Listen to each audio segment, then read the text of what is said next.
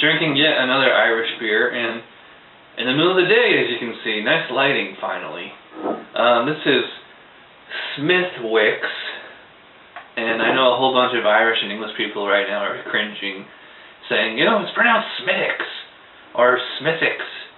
So, for the rest of this review, I'm going to refer to it as Smithwick, because from what I understand, that's the proper way to pronounce it. Anyways, this is an Irish red. It says it's made from the brewers of Guinness, but it wasn't started by them. It was started by the brewery at St. Francis Abbey in Kilkenny, Ireland. And it's been in operation since 1710. And I looked it up on Wikipedia or something. Guinness bought them out in like 1969 or something. But anyways, as you know, I'm not a big fan of Irish reds because they tend to be really plain and, you know, I mean, they make good session beers. They're not usually a lot of flavor. And believe it or not, I don't think I've ever had Smithwick. You know, I've had plenty of American-style, so-called Irish reds, and I don't think I've ever actually had an Irish red from my Harp glass, because Harp's also made by Guinness. Well, it certainly is red. It's bordering on kind of like a burnt umber, kind of a copper color. It's kind of nice. I had to pour it rough because I've seen videos of people pouring this too gentle, and it got you know, next to no head on there. It's kind of foamy, almost fizzy. Looks like it's dissolving already. It's got a real hoppy smell to it. Sweet. It smells almost kind of like you know, one of those green bottle pilsners. I was just looking this up on beeradvocate.com. In fact, I wanted to read to you what an Irish red actually is. Sweet with a lightly hop tea-like flavor and even a dextrinous body, Irish red ales are easy to please.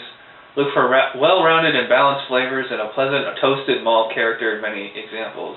A drying finish is common. But from what I understand, this is supposed to be one of the top-of-the-line, higher quality Irish reds, so let's find out. Now, UNOB was right. The first thing you notice is a fizziness. It's quite busy. I'm not detecting a lot of distinct flavor here, and I definitely noticed some hops and malts going on, but as far as any distinct flavor, I'll have to keep looking. It tastes like a really kind of like watery pale ale, which an Irish red actually is a form of pale ale. It's just like its own unique kind of take on it. So, you know, Irish reds,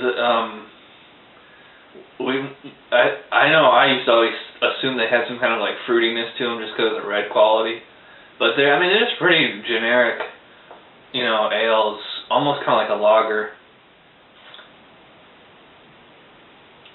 This reminds me a lot of Harp. Oh man, Terence Texas Hold'em was right. This is a very gassy beer.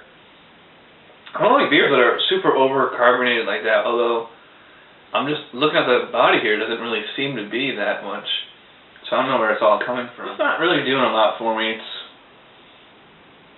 It's just really middle of the road, really pedestrian. But then again, I mean, that's typical of Irish reds, is their session beers. They're not overly flavorful, but they're meant to be, you know, pretty light and smooth.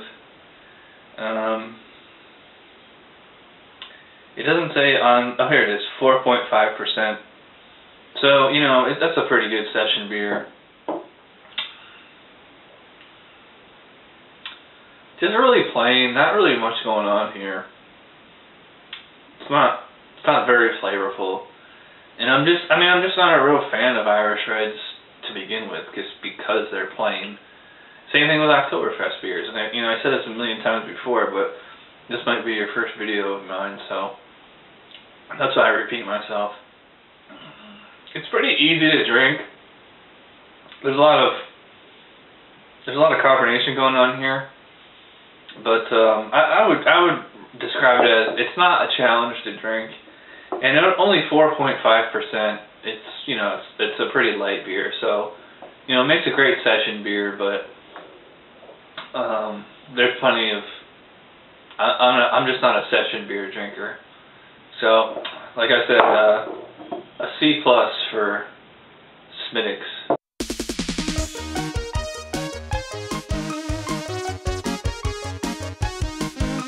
Somebody brewed it, Chad just reviewed it. Thanks for watching Chad's Beer Reviews. Trust me, the next episode will be a lot better.